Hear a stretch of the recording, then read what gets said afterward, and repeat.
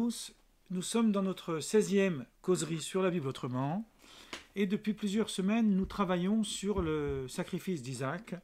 On a fait plusieurs séances que je vous invite à regarder sur ma chaîne YouTube. Et là on va faire une petite étude originale qui semble être une étude théologique mais en réalité c'est surtout philosophique, vous allez voir. On va faire un parallèle entre, ou plutôt on va voir un peu les nuances, entre le texte biblique et le texte du Coran qui nous parle du sacrifice d'Isaac. Avant de commencer la leçon, je vais faire deux introductions.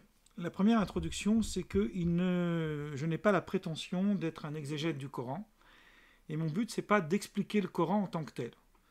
Mon but, c'est de prendre des éléments que le Coran reprend de la Bible et d'essayer de comprendre, de pointer les différences et de voir si ces différences ont, d'un point de vue de la conception juive du texte, un sens ou pas.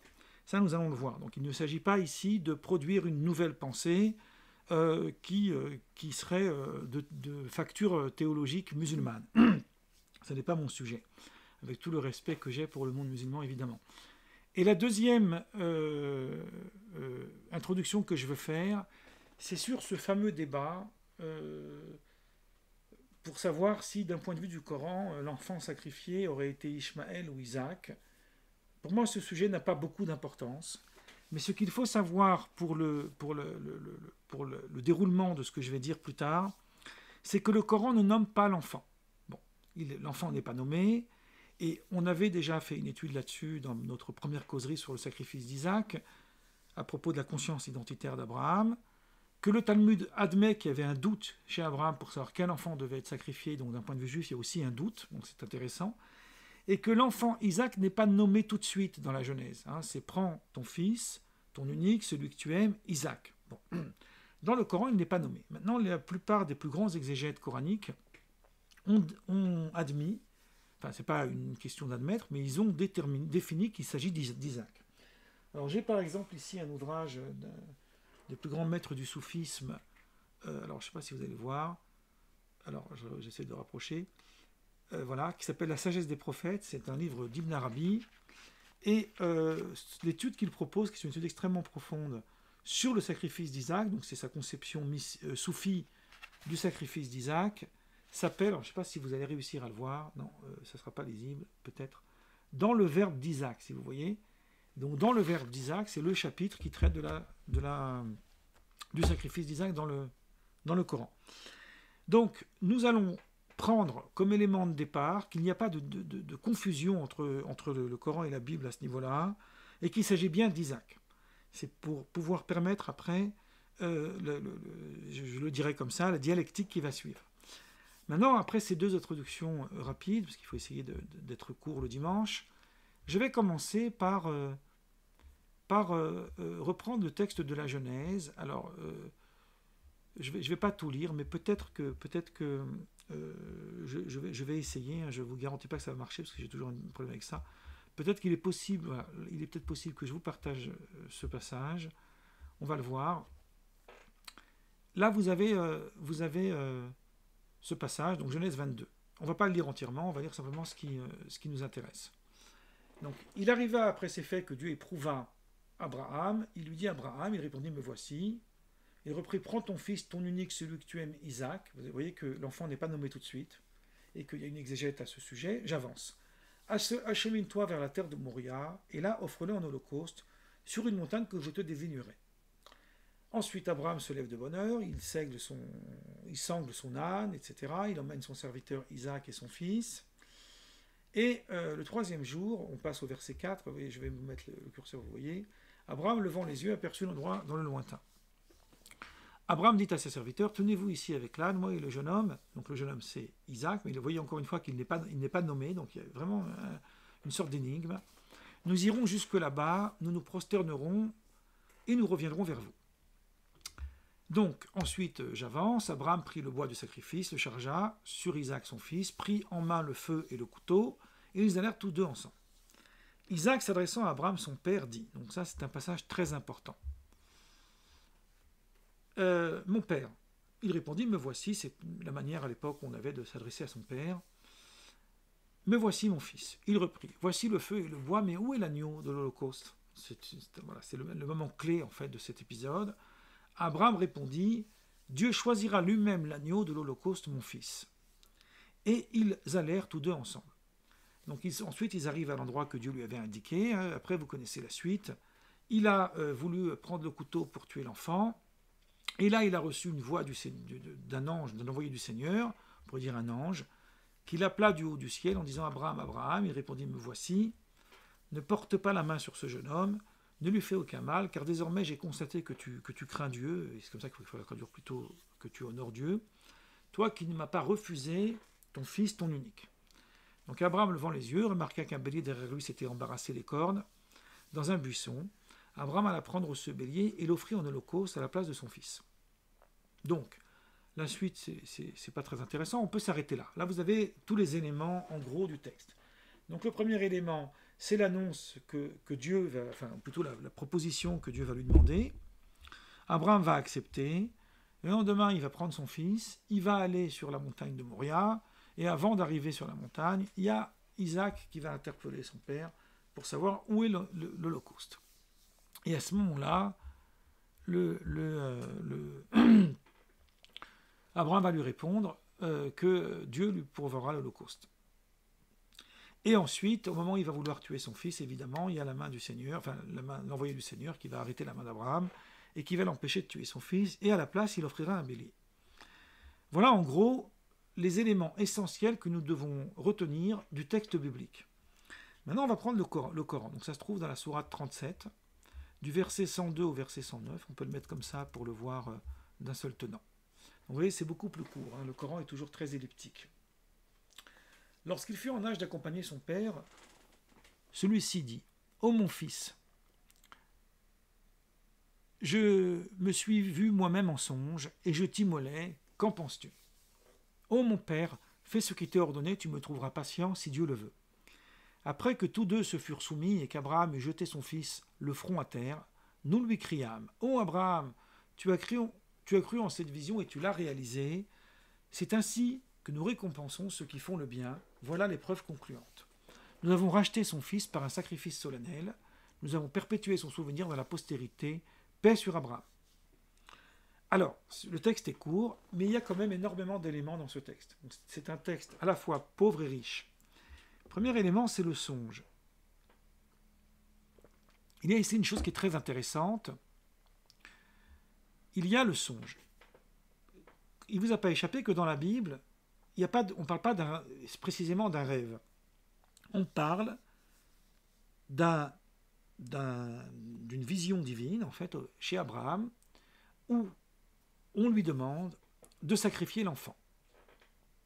Alors que dans le Coran, Abraham voit une image qu'il est en train d'immoler son fils. Il comprend de cette image que, en réalité, c'est une demande de Dieu de sacrifier son fils au Créateur. Donc il y a un premier élément intéressant où il y a quelque chose à pointer. Sur ce premier élément, j'ouvre une petite parenthèse, puisque j'ai cité la sagesse des prophètes d'Ibn Arabi, pour dire que Ibn Arabi dit une chose intéressante à propos du songe. Il dit, ce qu'on retrouve d'ailleurs dans le Talmud, il y a un chapitre dans le traité Brachot qui parle des songes, qui à mon avis a pas mal inspiré aussi la psychanalyse, et il dit dans Ibn Arabi donc, que qu'est-ce que c'est que le songe? C'est une allégorie du réel. Autrement dit, nous voyons des images que nous devons interpréter à travers un langage énigmatique. Le songe nous indique une chose, mais en réalité, ce n'est pas cette chose-là dont il est question en réalité, il est question d'autre chose. C'est une image sur l'autre chose réelle qui existe. Donc Ibn Arabi dit Isaac est l'allégorie du bélier. C'est une réflexion intéressante, donc c'est pour ça que je la pose ici. Et lorsqu'Abraham, donc la faute d'Abraham, entre guillemets, parce que ce n'est pas une faute dans le sens d'une transgression, mais l'erreur d'Abraham a été de confondre l'image, donc l'illustration, au réel. Le réel, c'est le bélier, l'image, c'est Isaac. Et ce qu'a fait Abraham, c'est qu'il a compris l'image dans le sens réel. Donc il a compris que Dieu lui demandait de sacrifier son fils, alors qu'en réalité, il lui demandait de sacrifier un bélier. Donc voilà, on a un élément intéressant ici quand on pointe des textes soufis, et je trouve ça très pertinent de faire ce lien. Il y a énormément d'autres choses intéressantes dans la sagesse des prophètes, mais je vais m'arrêter là pour cette comparaison. Il y a ici une chose qui m'intéresse plus particulièrement que le premier élément que j'ai indiqué au départ, qui est le fait que Isaac est d'entrée de jeu partie prenante de ce récit. Ô mon père, donc c'est Abraham qui interroge son fils. Qu'en penses-tu? Ça veut dire l'enfant est libre d'accepter ou de refuser. Dans la Bible, si je remonte un petit peu plus haut dans le récit de la Genèse, il arriva après ces faits et Abraham lui dit: prends ton fils, ton unique, celui que tu aimes, Isaac. Alors c'est une mauvaise traduction parce qu'il faudrait plutôt traduire par prends s'il te plaît, ou si tu agrées. Voudrais-tu prendre ton fils? C'est comme ça qu'il faudrait traduire. Il n'y a pas d'obligation de sacrifier Isaac. C'est une requête de Dieu. Hein. Ça, on l'a déjà dit plusieurs fois. Là, je prends une traduction biblique rapide. Hein. Prends ton fils, ton unique, celui que tu aimes, Isaac, achemine-toi vers la terre de Moria. Et Abraham se lève de bonne heure, il sent que son âne, il prend son fils. Donc l'enfant n'est jamais sollicité. Enfin, en tous les cas, il n'est pas sollicité. Donc premièrement, il n'est pas sollicité, et ce qui est très intéressant, en tous les cas, c'est un fait assez rare pour le mettre en avant, c'est presque même extravagant, j'ai envie de dire, c'est qu'à aucun moment il est question d'une épreuve d'Isaac. Dans le texte lui-même, hein, j'entends. Dans le Midrash, il y a d'autres idées. Dans le texte lui-même, Isaac est silencieux. J'avais déjà dit à travers une autre causerie, à d'autres occasions, qu'Isaac c'est le plus silencieux des patriarches. Il ne parle pas beaucoup. Alors que dans le Coran, on lui donne la parole. On lui donne non seulement la parole, mais il est partie prenante. Il doit accepter ou refuser. Et il se trouve que Isaac accepte. Ça, c'est très important. Et donc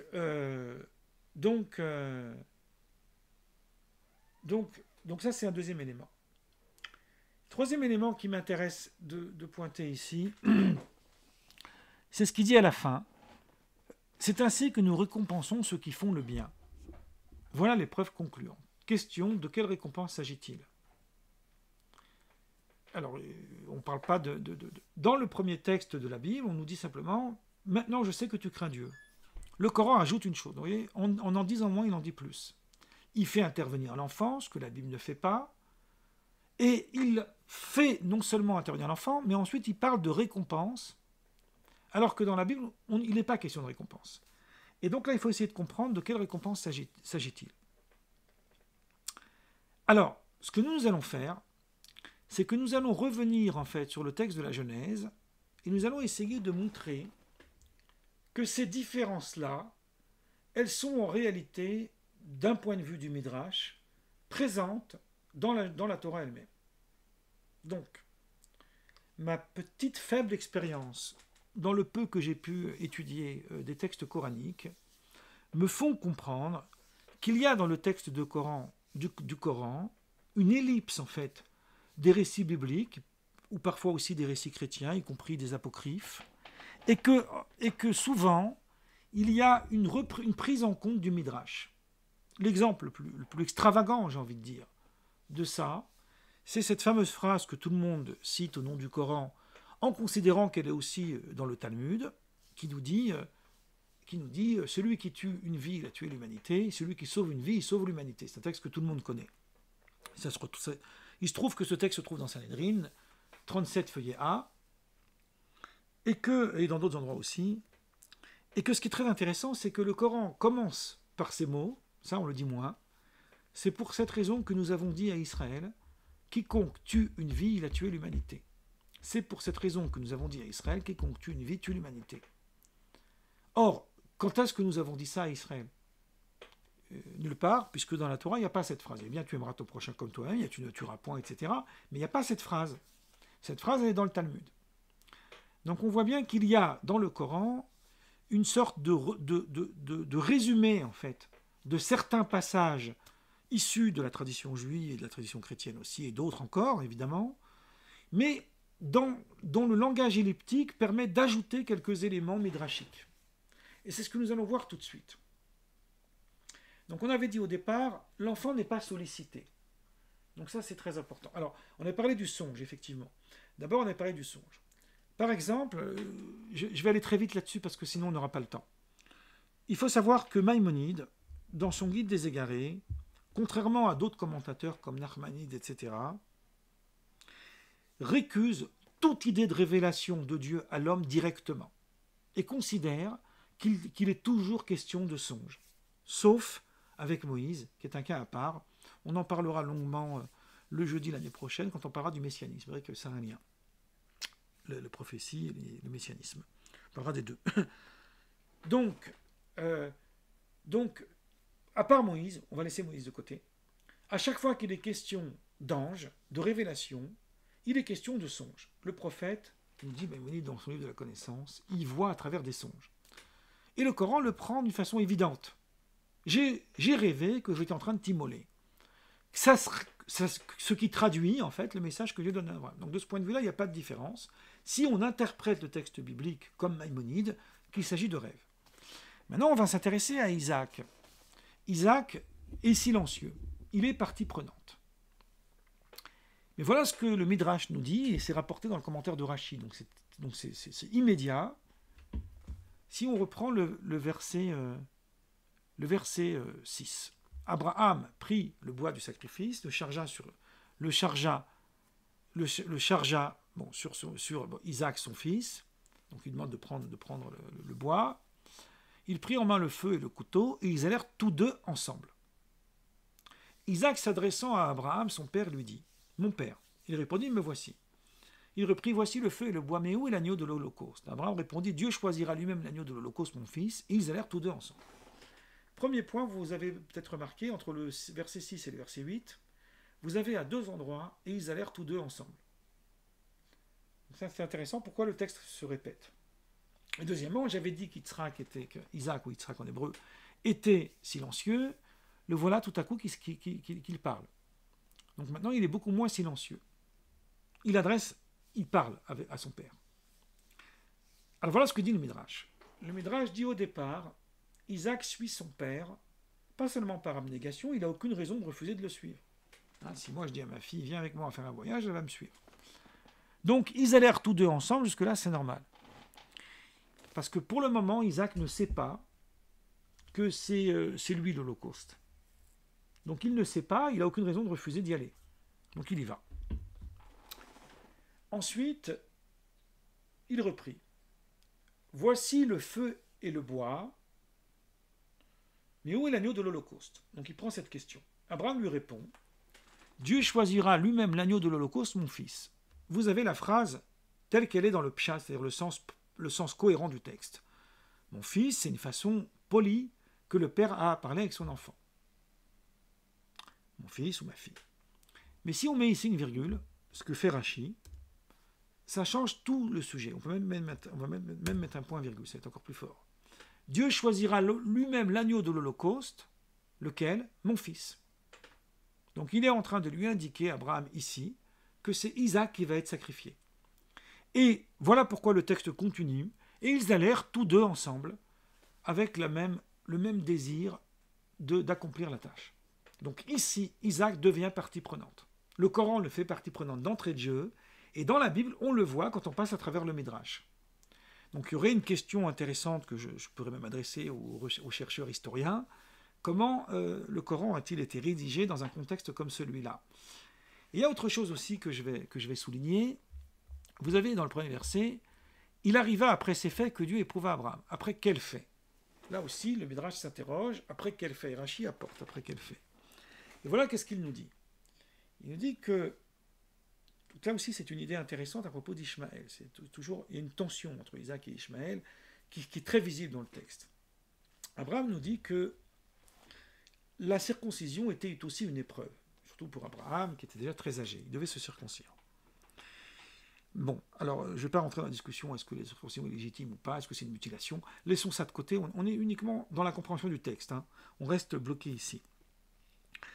Lorsque il a voulu sacrifier son fils Ishmaël, d'un point de vue d'un calcul rapide que fait Rashi sur le texte, Ishmaël avait 13 ans. C'est ce qui fait que peut-être qu'on peut expliquer que les musulmans ne font pas le sacrifice comme les juifs au 8e jour, ils le font plus tard. Tandis que Isaac, il a été circoncis le 8e jour. Donc il y a une nuance entre les deux. Donc Ishmaël dit à Isaac, moi j'ai été capable d'accepter cette souffrance pour Dieu. Voilà ce qu'il lui dit. Donc toi, tu n'as pas pu être capable de ça, parce qu'à 8 jours, tu es inconscient et tu ne peux pas choisir. Rachi rapporte ça du Midrash, c'est assez intéressant. Et Isaac répond à son frère, et il lui dit, oui, mais moi, je serais prêt même à donner toute ma vie entière, tout mon corps entier pour Dieu, en sacrifice. Donc il arriva après ces faits, c'est après ces faits-là. Bien sûr, c'est une littérature midrashique, mais c'est très intéressant. Et donc, qu'est-ce qu'on voit? Encore une fois, qu'en réalité, Isaac est partie prenante dès le départ. Enfin, le Midrash veut absolument le faire partie prenante dès le départ, parce que le texte biblique ne le dit pas. C'est du Midrash, c'est-à-dire c'est un au-delà du verset, pour paraphraser Lévinas. Voilà l'idée.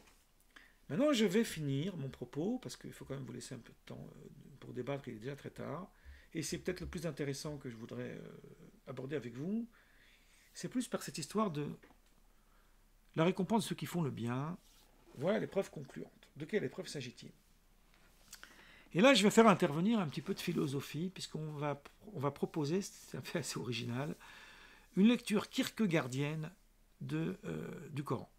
Voilà. Donc, Kierkegaard ne cite pas le Coran, mais dans ce qu'il dit, on peut comprendre cette phrase. Alors, c'est peut-être pas ce que les exégètes musulmans diront, mais peu importe. Nous, ça nous intéresse d'avoir cette...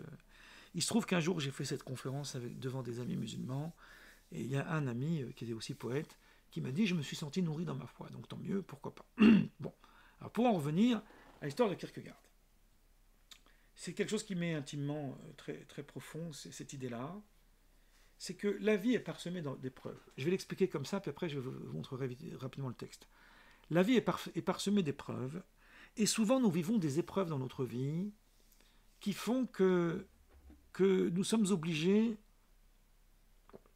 d'accepter, de renoncer à une situation. C'est vrai quand on perd ses parents, c'est vrai quand on perd un de ses enfants, quand ça devient terrible. À un moment donné, il faut continuer à vivre. Donc il faut accepter notre sort. Si on ne fait pas le travail d'acceptation de notre sort, on ne peut plus continuer à exister. Donc le voyage de 3 jours a pour but en fait d'initier Abraham à la séparation. Voilà ce que Kierkegaard propose. C'est une vraie réflexion philosophique et même psychologique. Et lorsque Abraham il arrive à la fin, avant même qu'il ait immolé son fils, réellement dans son esprit, il l'a déjà immolé. Le crime a déjà eu lieu. Parce qu'il a travaillé son esprit pour pouvoir continuer à vivre après. Parce qu'il y a un après. Il y a un après. Et lorsque Dieu lui dit « N'envoie pas ta main sur ton fils », il y a une nouvelle épreuve qui s'ajoute à l'ancienne. Cette nouvelle épreuve, c'est quoi? C'est d'accepter maintenant de recoller le cordon. Et ça, c'est encore plus difficile que la première épreuve. Une fois qu'il a fini ce travail-là, donc il est récompensé par une nouvelle naissance. Donc Isaac devient le deuxième fils qui lui a été privé pendant ces 3 jours de l'épreuve. Et je vais vous lire ça parce que j'avais mis à la fin, je crois même que je vous l'ai envoyé par mail. Si j'arrive à retrouver ce texte, j'ai pas tout dit, hein, on n'a pas beaucoup de temps, mais je pense que le texte est là, si je ne me trompe pas. Non, c'est... Alors, voilà. Je l'avais ici, et là, je ne le trouve plus. Voilà. Là, ici, vous l'avez, c'est peu s'approcher de ce que dit Kierkegaard. Mais Abraham, alors, ce texte-là, c'est dans Crainte et tremblement de Kierkegaard. Mais Abraham crut et maintint la promesse à laquelle il aurait renoncé s'il avait douté. Alors, il lui dit à Dieu, « Peut-être n'est-ce point ta volonté que cela advienne. Je renonce ainsi à ce désir qui m'était tout, et où reposait mon bonheur. Mon âme est droite, et ne recèle aucune sourde rancune devant ton refus. » Donc il a fait un travail de deuil, si vous voulez. Il n'eût point été oublié, il en eût sauvé plusieurs par son exemple. Mais il ne serait pas devenu le père de la foi. Et là, c'est la phrase la plus importante qui m'a interpellé quand j'ai lu Kierkegaard. Car cela est une plus grande chose. Car cela est une grande chose que de renoncer à son vœu le plus cher, c'est-à-dire renoncer à son fils, mais c'en est une plus grande encore de le conserver peu après l'avoir abandonné. C'est-à-dire qu'après, il faut raccorder le fil. Il est grand de saisir l'éternité, mais il est plus grand encore de recouvrer le temporel après y avoir renoncé. Puis les temps furent accomplis. On ne peut pas ne pas voir ici une similitude entre la conclusion du Coran sur le sacrifice d'Isaac avec ce sublime texte de Kierkegaard qui nous fait comprendre qu'est-ce que c'est au fond qu'une épreuve et la manière dont nous devons continuer à vivre dans cette situation. Voilà. Là, je vais m'arrêter là. Il y a encore beaucoup de choses à dire, mais on n'a pas le temps. Je vais m'arrêter là. Et